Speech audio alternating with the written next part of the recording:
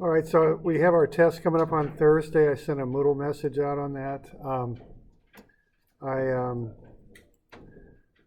handed out the test review here in class, and you can get one online. They're under the test section of the downloads. I don't know, we could take a quick look at that maybe, just for fun.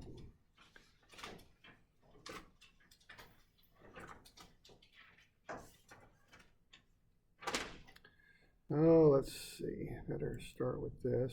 Remove all annotations. There we go. Oh, that's weird. All right.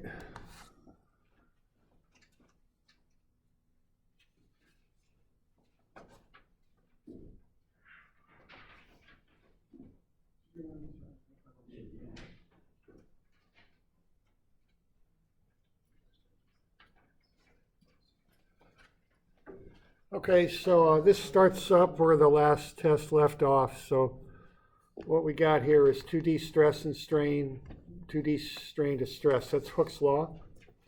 Okay, and this stuff starts on the front of your formula sheet over on the right. So that's where that would be. Okay.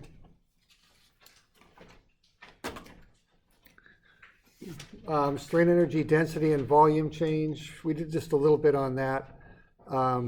So, just a little bit on that. We did plane strain.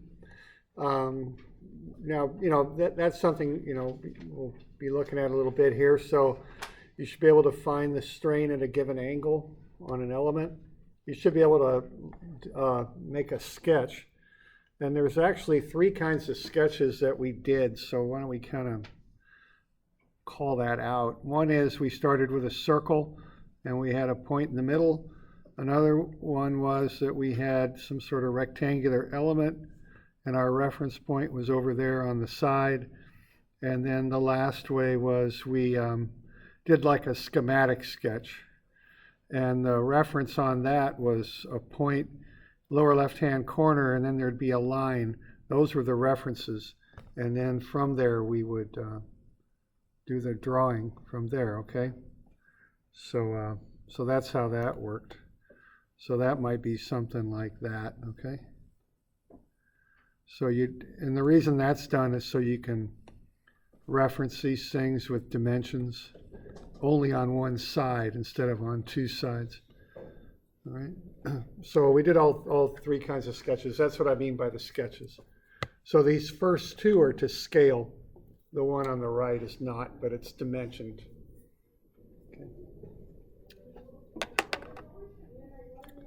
Okay, then we did pressure vessels, hoop and axial stress.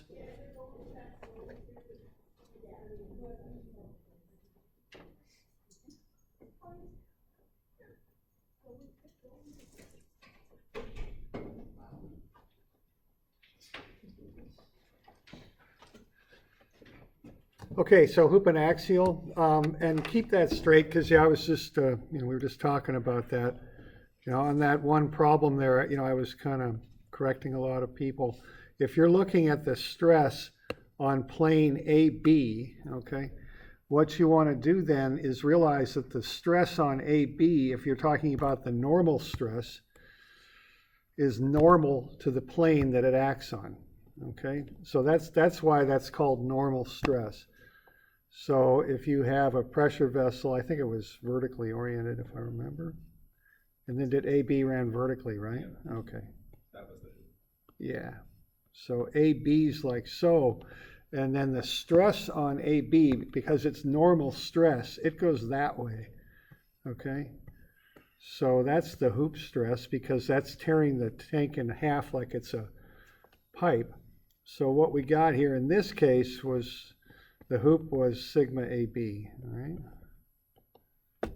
So keep in mind that one way to remember that is it's called normal stress, and the normal refers to the angle between the stress and the plane. Okay? So that's what's up with that. There we go. Okay, and then the in-plane stresses and strains. It didn't come up on this so much, but it did come up on when I had you do one of those torsional ones. Remember that when you're doing stresses, you measure the angle from the vertical. And I was kind of looking at that on some of that stuff. Some of you, weren't, because I threw a couple in there just to be sure that you knew that. And I really don't know if everybody knows that. So, if I give you this angle, yeah, you got to remember to, in this case, to take 90 away from it. So if that was 70, the angle you'd plug into the formula would be 20, okay? So just watch that, okay?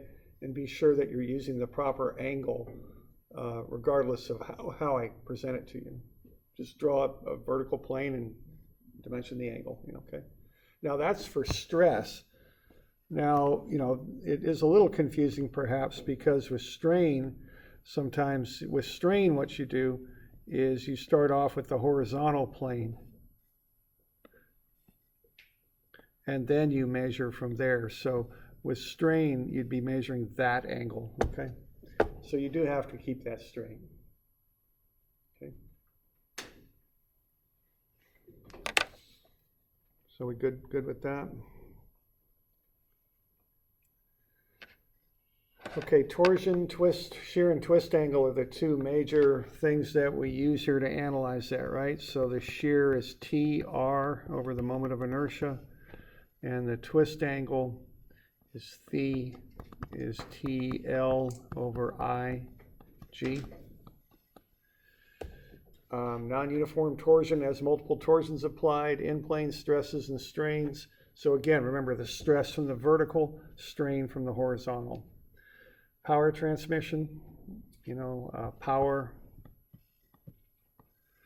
is the torsion times omega.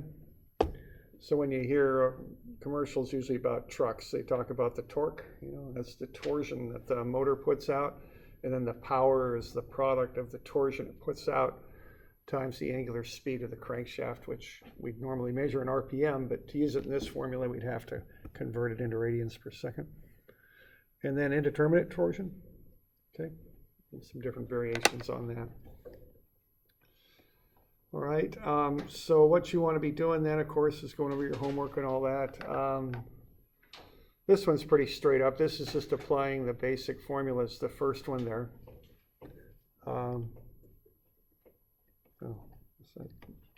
Did that already, okay. All right, and then the next one, these are just the sample problems. Okay, that's statically indeterminate, right? Because you got the supports on either wall, and then you got the torsion in the middle. So that's going to involve equating the angle. So remember, if it's statically indeterminate, the angle from A to B is the same angle as C to B. So you can use that to analyze what you need to analyze. Okay. What else do we got here?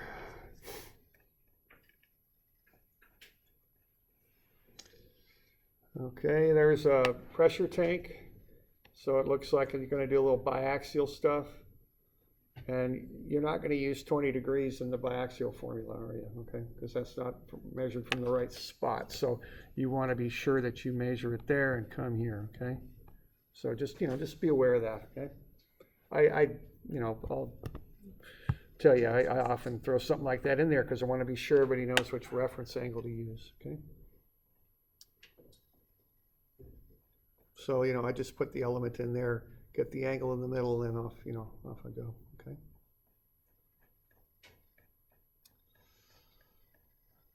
Okay, there's a little bit of something or another. What do we got here? We've got some strains. Now notice I didn't say epsilon x is this, epsilon y is that, and gamma xy is this. They're dimensioned. You've got to be able to read those dimensions, okay? So you got to first know which one epsilon x is, then look and see, oh, it's getting longer, so it's positive. You have to know the sign convention, so you put the proper sign on that shear strain, et cetera, okay? So just like I did that on the homework as well, so just, be prepared for that.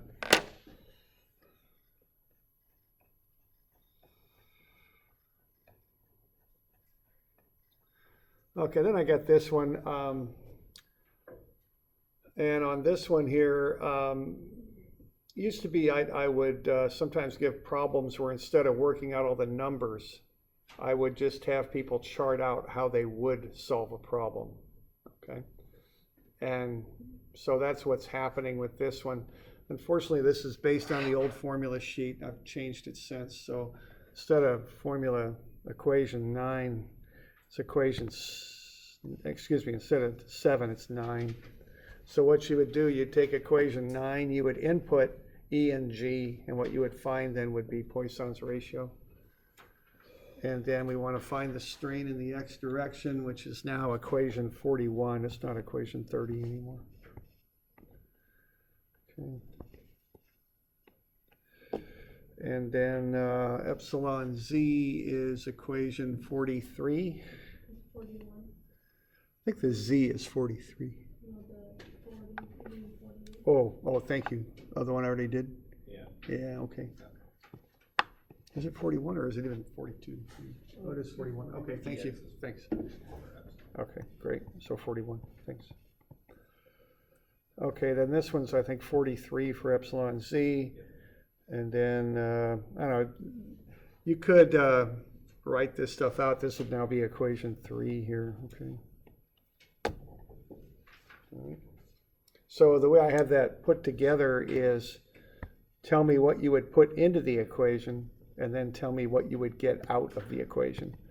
So into the equation, here's the equation, here's what you put into it, here's what you would get out and use. Okay. And that was just done to save time, because this, yeah, right, instead of going through all the number crunching. Okay. All right, and what that concerns there is that's finding strains in the x direction when you've got the stresses, so that's going to involve using Hooke's law. Okay. We could go over this, I don't know, maybe Tuesday or something. Might be the time for that. I don't know, but what we could go over that. Yeah. Just to confirm, on number 3, you'd use equation 25, right? Number 3. There's 4. Oh, this one? Yeah. Yeah, that's okay. What are we trying to do here? I think we're trying to find the normal stress on that plane. Mm-hmm. Yeah, and you just use the regular biaxial equation. Yeah, right, 25. Mm-hmm. Now the torsional problems have their own special biaxial equations because there's no normal stress in the x and y direction, so they zero out. But other than that, if you're just doing biaxial stress, you just use those equations. Okay, 25, and then there's the one for shear right below it. I think it's at 26. Yeah, 26. And you just use the hoop stress for the y and the x. Yeah, right. Yeah, right. Yeah. Okay. Okay. So any questions on that? And everyone's got their homework back and all that. I haven't graded the online homework yet. That's next on the list. Okay. Okay.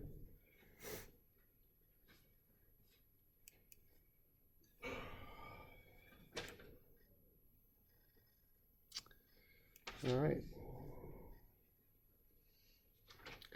So yes, yeah, The question? centroid stuff will be on. Correct, yeah, I won't have the centroid stuff, moment of inertia stuff, none of that. It stops at torsion. That's it, okay.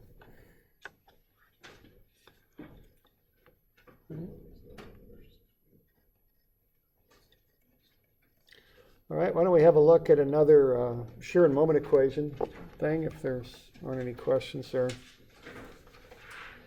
So this is on 780, I think. So what you do on this stuff is you find the reactions.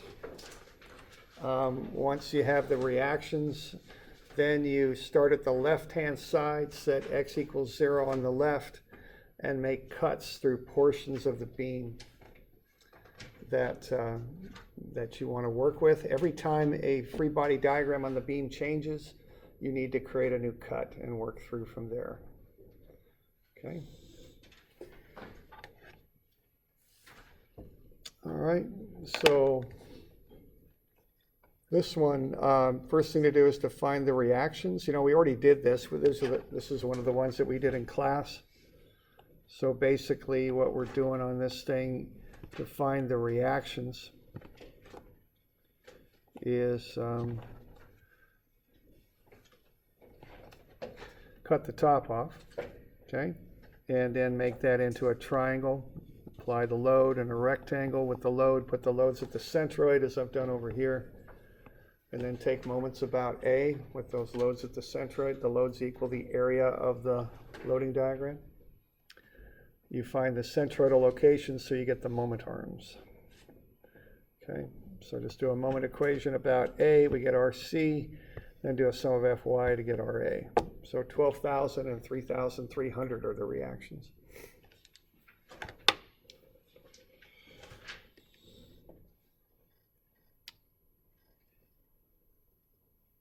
Okay. So we're good with that, okay? So we start with that. Now what we're going to do with this thing, we're going to break it into two pieces. We've got the section from A to B, okay, right there. And then we've got a second section that goes from B to C, okay? So we need two free body diagrams, so we cut this thing up twice. So I like to come up with a little bit of a sketch here that just shows the stuff that I need. So what I've got here is I'm starting from A, and this free body diagram will hold anywhere between A and B. And so what do we got here? We've got the reactions, 12,000, I think. And then, what, that's 7,200 total, right? Is that right? And then, okay, so this is going to get a little bit tricky on this thing because we're cutting our way across on this trapezoid at some arbitrary distance. And this will be X here, okay? So, you know, that's how you define that distance from the left-hand side to wherever the cut is. Now, what we're going to do with this thing is we're going to break that trapezoid up into a rectangle and a triangle. So why don't everybody just think for a second what those two dimensions would be that are unmarked on the top, and see if you can fill those in. Okay? That's kind of an important thing to get for that.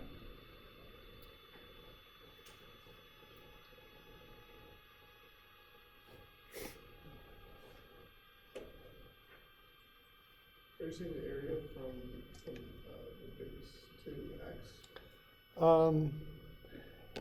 X? Yeah, I mean from the cut over there on the, I mean what I'd like you to fill in would be these two right there. Those dimensions, yeah. Okay. And it's just what, 3,000 and 4,200, I think.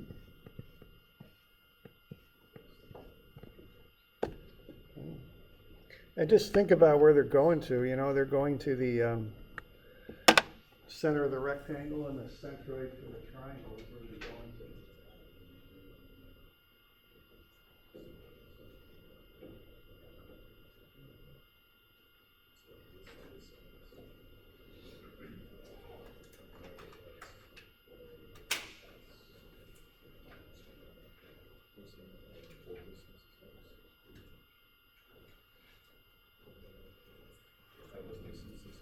Thinking about the old way we did it, I just started in the center of that and then did a 2/3 over of this triangle form.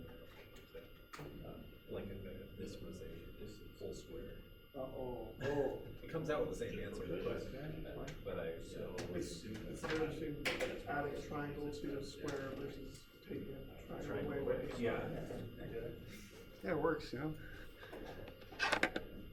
So what do we got here? Do we got x over 2? And then what, 2x over 3? Everybody okay with that? Because we're going to the centroid of a rectangle and the centroid of a triangle. For that right triangle, we're coming from the vertex side though. Okay, so it's not x over 3, it's 2x over 3. All right.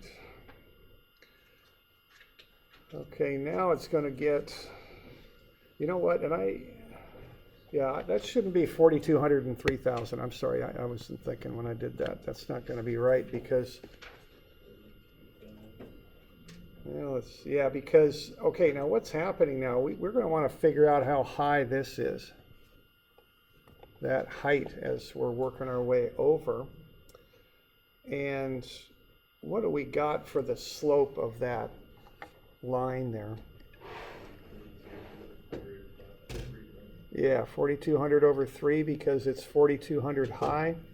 And then it falls down basically to 0 in a run of 3, okay?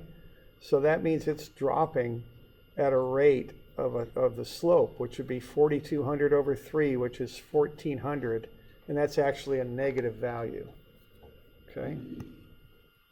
So that slope there is equal, I guess we'll throw a negative in there, negative 4,200 over 3, which is negative 1,400, okay? That's the slope.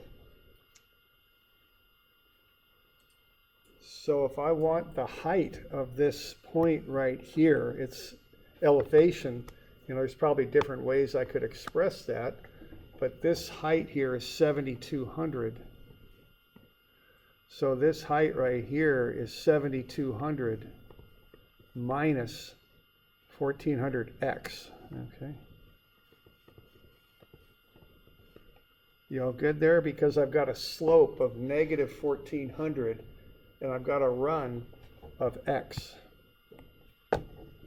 So the elevation, or I guess height of that point, would be 7,200 minus 1,400x. Okay.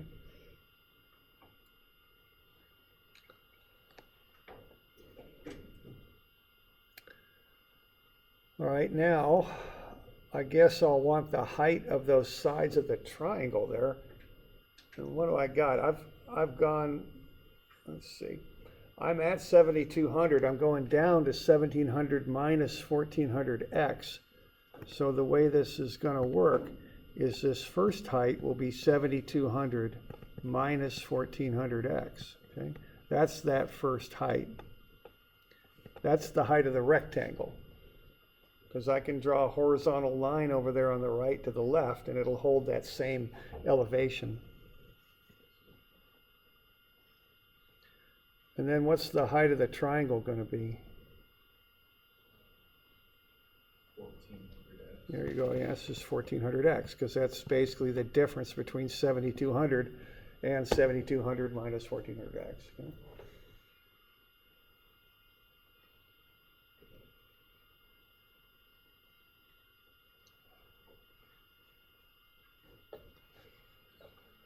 Okay. And once you've got that, you can build up the areas of the two shapes. Okay? Because you want the areas, because the areas equal the downward loads. So the area of the triangle, 1/2, because it's a triangle, 1,400x would be the height, and then the base would be x. So that's 700x squared. Okay.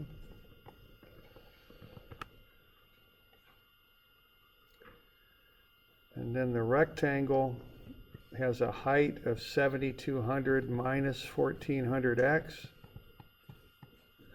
times x. So that's 7,200x minus 1,400x squared. There we go. Okay. So I'm just taking the base times the height. The base for both of those figures is x. Okay.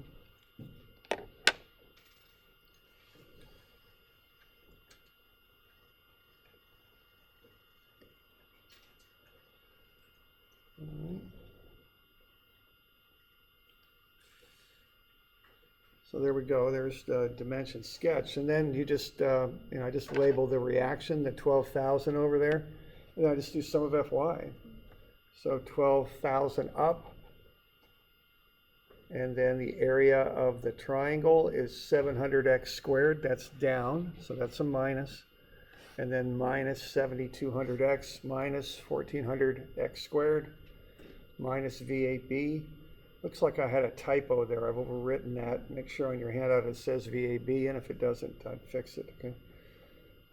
And then I bring that negative VAB to the other side of the equation, and I keep everything else. I factor that negative through the parenthesis, and then I collect terms.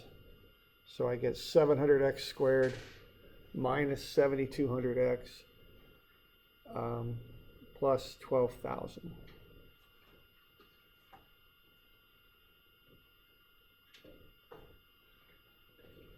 Okay. So if I plug x in there, anywhere between A and B, I'll get the value of shear. Okay. Doing all right with that? We got any questions?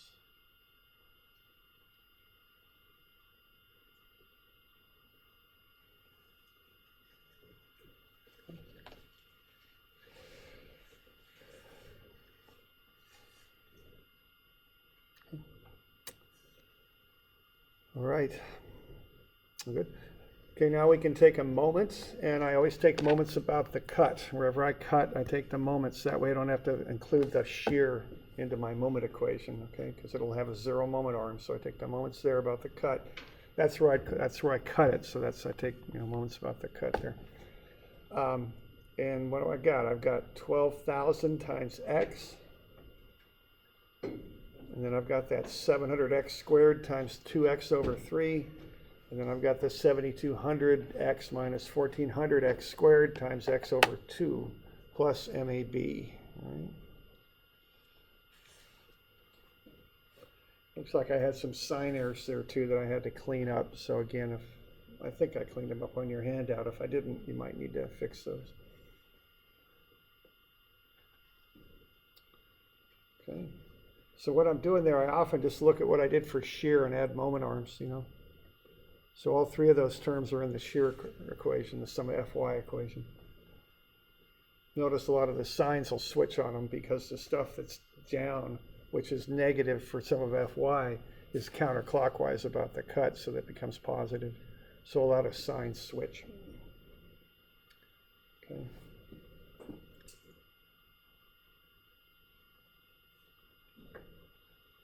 All right, and then I worked through that, and as I was mentioning yesterday, this algebra gets complicated. It's, it's nothing too difficult, but it's, it's complex. It's got a lot of little pieces, step by step, just nice and slow, work through it.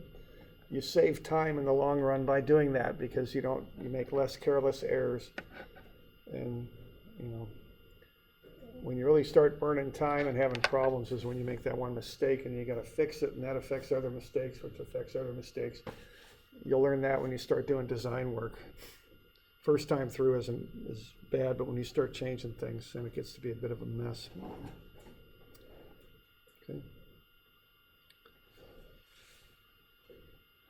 So, okay, then we can do our little check here. We can look at the moment and take a derivative. That should get us back to the shear, and that looks pretty good, so I think that works. Okay.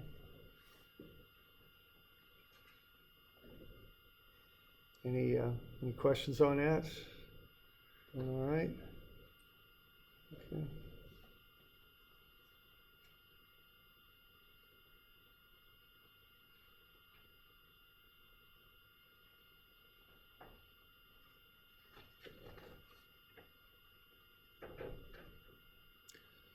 All right. We're going to do a second thing here. Now a second cut from B to C. Now we've gone beyond the distributed load now, so we're just in an unloaded section of the beam. So why don't you get the rest of the dimensions filled in? That's X right there. I mean, it's always X from the left-hand side of the cut. But we've got 3 other dimensions to fill in. Some of them are numbers, some not. So just see if you get those filled in. And again, this is just one of those ways to cut down on errors. Get a good dimension, clean sketch to work off of. Don't do all that juggling in your head, looking at it and figuring stuff out in your head and writing it down into the equation. Get a dimension first and just do the equation. For me anyway, it saves errors.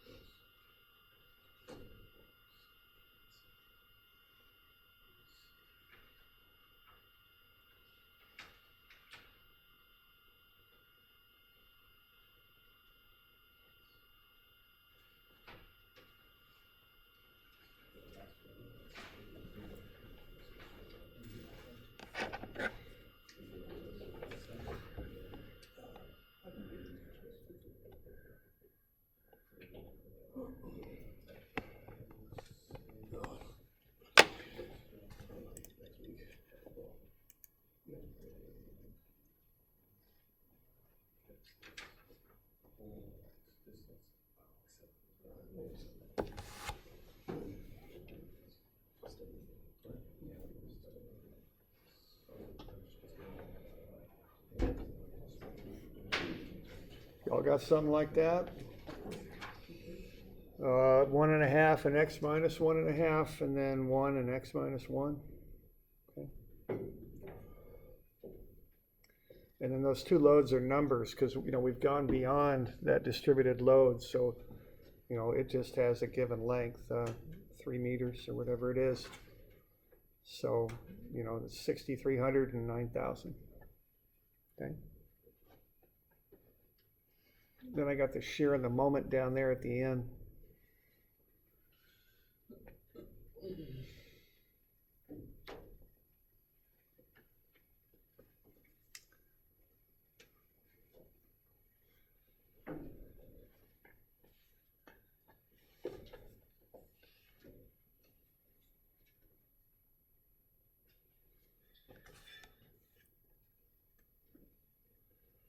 All right, and so sum of Fy is 0, 12,000 up, 6,300 down, 9,000 down, minus VBC.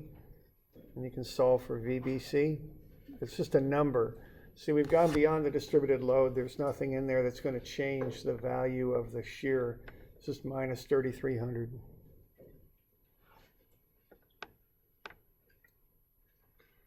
And then for the moment, as I said, I often look at that shear equation and just add moment arms. Generally speaking, those signs will switch. Okay. And see, I've got all those moment arms right on the sketch there. So minus 12,000 times x, minus because it's clockwise, 6,300 times x minus 1, positive, and then 9,000 times x minus 1.5, plus the moment. Okay, and then off we go.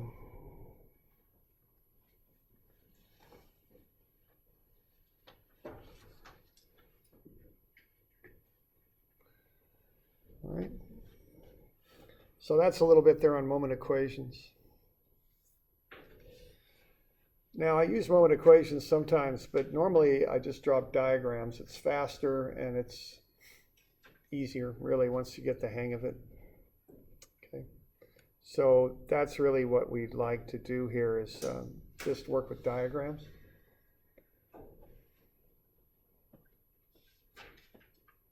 So that'll be the next little thing we look at here. Sometimes you might need to do up the equations to work with the diagrams, you know.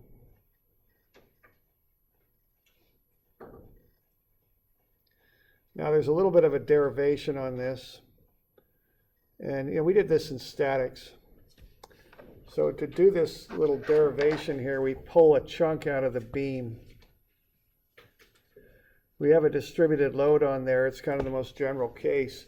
We have it up because that way it's positive. That's a little unusual, but we'll have it up.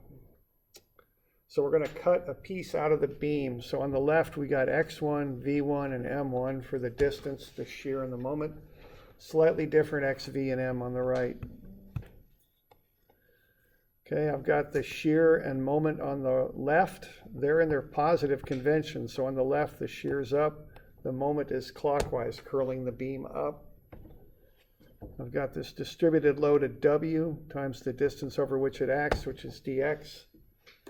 And then on the left, I've got a slightly different positive shear, V plus dV, slightly different positive moment. Okay.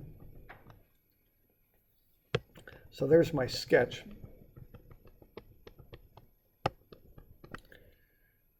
All right. So what I would do then, I just write up equilibrium equations like what I do there. So sum of Fy is 0. So I got V up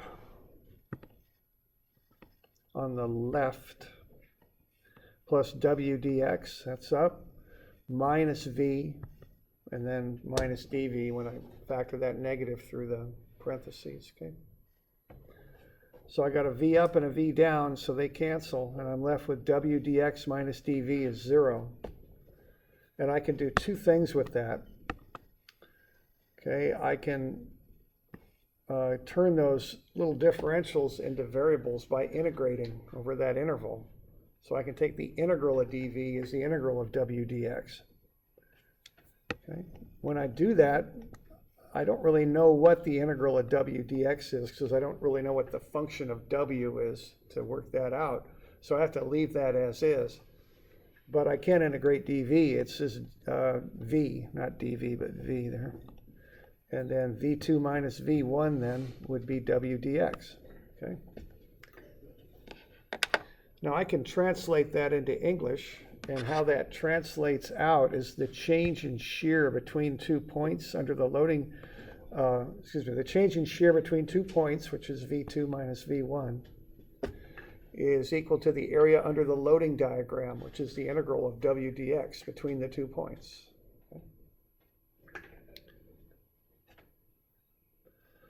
Okay, I could also solve this thing for dv. Instead of taking it to the right here, I could solve it for dv. I get dv is w dx, so w then is dv dx. That translates out as the value of the distributed load at a point, which is w, is equal to the slope of the shear diagram at that point. Okay. So what I'm developing here are the rules for drawing up a shear diagram when I have a load diagram. And the last one is if I apply a concentrated load to a point at a given location, the shear will react immediately.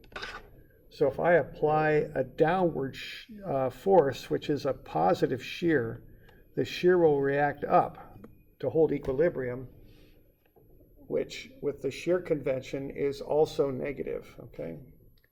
So if I apply a downward force, the shear diagram moves in the same direction, okay, right there.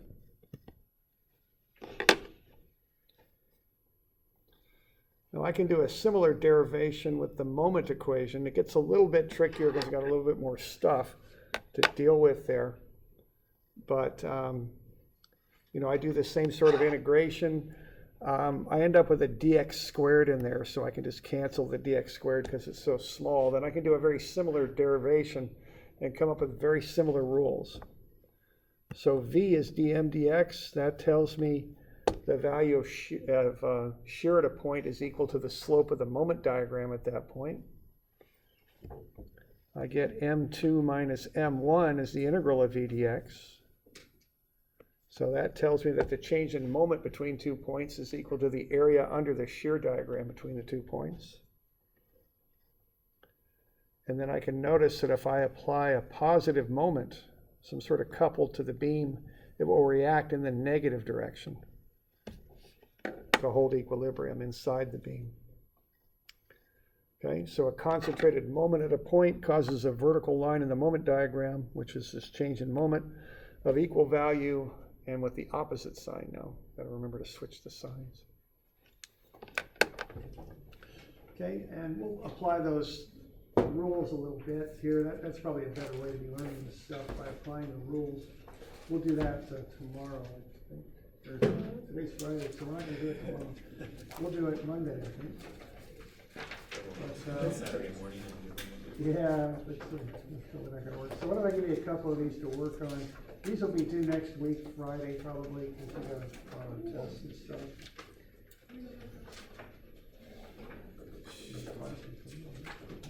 How about, let's see. How about 332 and 333? I think I've got a little bit of a typo in there too. So on 333 on the answer. The answer should be, I think it's just 10,800 pounds. 333. There we go. Yeah, and change the unit too. And then below that, it should be just 5,400 pounds.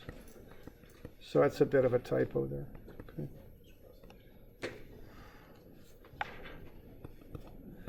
All right. That's RA and 332 is good. yeah, 332 is good.